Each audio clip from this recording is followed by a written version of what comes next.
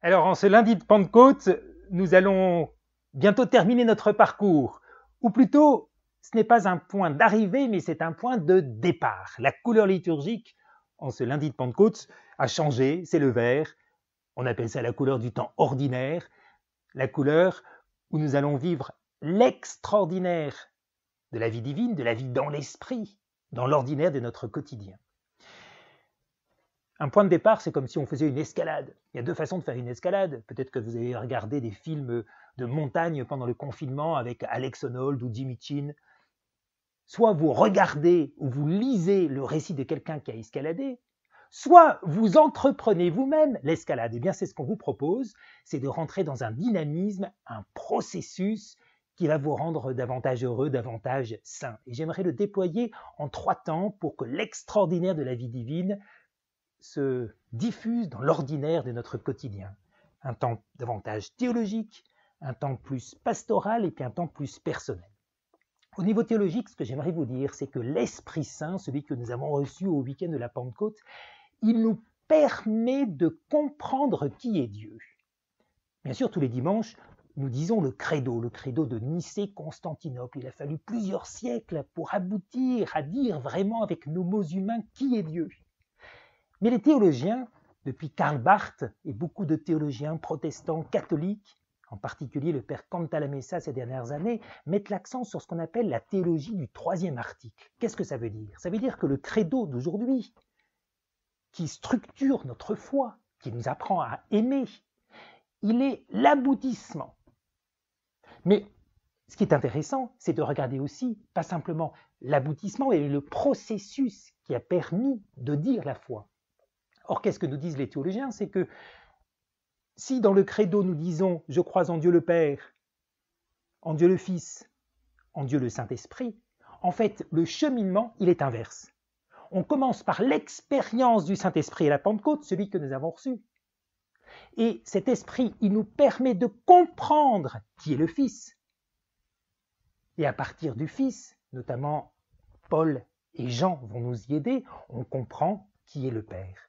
Et vous comprenez donc que les premières générations de chrétiens ont pu dire qui est Dieu parce qu'ils étaient remplis du Saint-Esprit et que c'est cet Saint-Esprit qui leur a permis de découvrir véritablement jusqu'au bout que Jésus est bien le Fils de Dieu et que ce Fils de Dieu leur révèle le Père. On dit du Saint-Esprit qu'il est la lumière des dogmes. Et si je me suis permis ce petit aparté théologique sur la théologie du 3e article, c'est pour vous inviter à invoquer souvent l'Esprit Saint pour notre foi quotidienne. Pour être des hommes et des femmes de foi, il nous faut comprendre cette foi dans l'Esprit Saint, rempli d'Esprit Saint, qui nous permet l'intelligence de la foi, qui nous permet de rendre compte de cette foi, parce que sinon, nous n'arrivons pas à en rendre compte avec les mots justes. Les premiers apôtres ont pu rendre compte de qui était Jésus et dire aussi le mystère du Père parce qu'ils étaient remplis du Saint-Esprit. Deuxièmement, l'ordinaire et l'extraordinaire dans la vie pastorale. Le pape François ne cesse de nous dire que l'Église n'a pas besoin de bureaucrates, mais elle a besoin de missionnaires dévorés par l'enthousiasme de transmettre la vraie vie. Eh bien, l'Esprit Saint va vous permettre d'être ces missionnaires dans l'ordinaire de votre vie. Et les Actes des Apôtres que nous avons lus en continu pendant tout ce temps pascal nous disent à ce sujet 3 points qui, mystérieusement, se sont parfaitement révélés durant ce temps de confinement. Premier point d'évangélisation, l'évangile se propage d'abord dans l'église domestique. C'est ce qu'on appelle l'évangélisation du un par un, ou l'évangélisation dans les maisons. Lisez Acte 20-20, Acte 20-31, ce qui s'est passé à Éphèse. C'est comme ça que ça a commencé, dans les maisons. Et c'est peut-être l'expérience que vous avez fait de réapprendre à prier en famille ou de refaire un coin prière dans la maison pour les enfants. Deuxièmement, l'évangélisation par l'imitation. Saint Paul a le culot de dire à plusieurs reprises aux Corinthiens, aux Thessaloniciens, « Imitez-moi, comme j'imite le Christ ». C'est-à-dire que Saint Paul donne envie de faire pareil. Quand on voit un saint, quelqu'un qui illumine, qui irradie, on a envie de dire « moi aussi j'ai envie d'être comme lui ». Eh bien l'évangélisation au quotidien, c'est de dire aux autres « imitez-moi comme moi, j'imite le Christ ».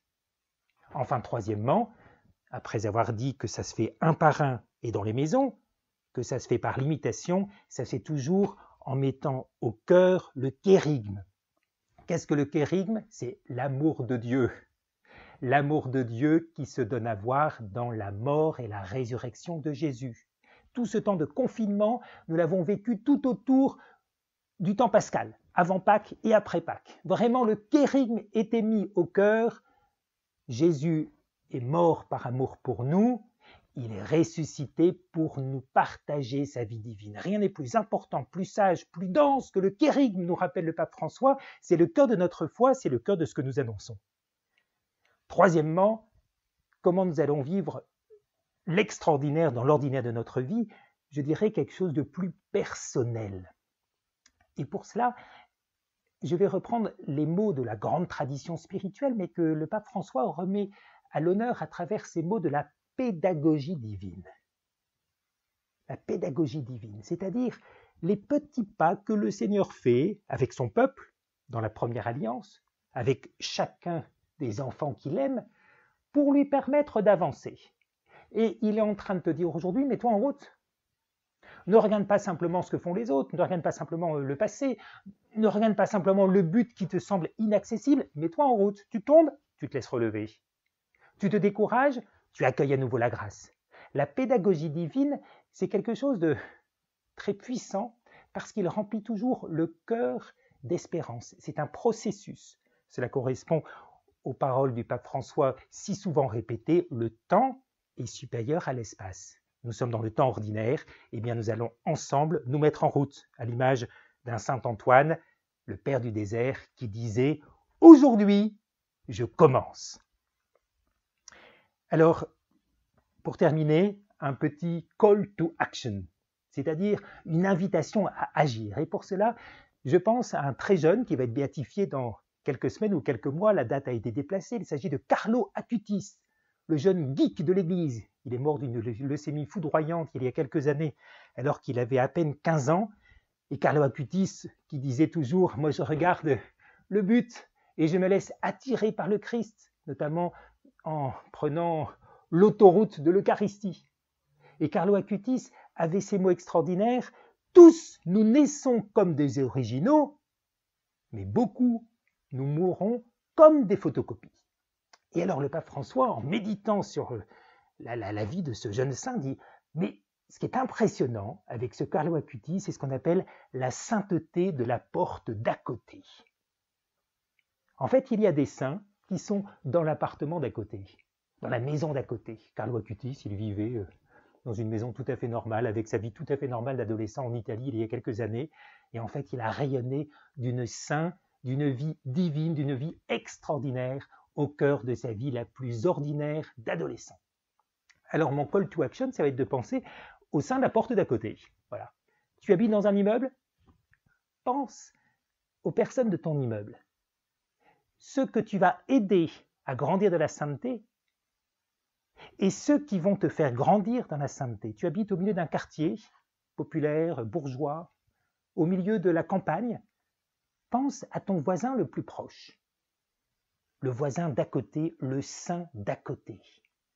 Et tu vas le faire grandir parce que dans notre marche, dans ce processus vers le royaume, nous ne sommes jamais tout seuls. Nous marchons ensemble, nous nous aidons ensemble. C'est ça le défi de l'extraordinaire, de la vie divine dans l'ordinaire de notre quotidien, c'est que nous allons ensemble avancer pas à pas vers celui qui chaque jour nous donne la grâce nécessaire. Je termine avec une prière au Saint-Esprit, quelques mots que nous pourrions répéter chaque matin. Bonjour Saint-Esprit, je t'aime Saint-Esprit, que tout se passe pour moi, pour nous, dans ton souffle, selon ta volonté.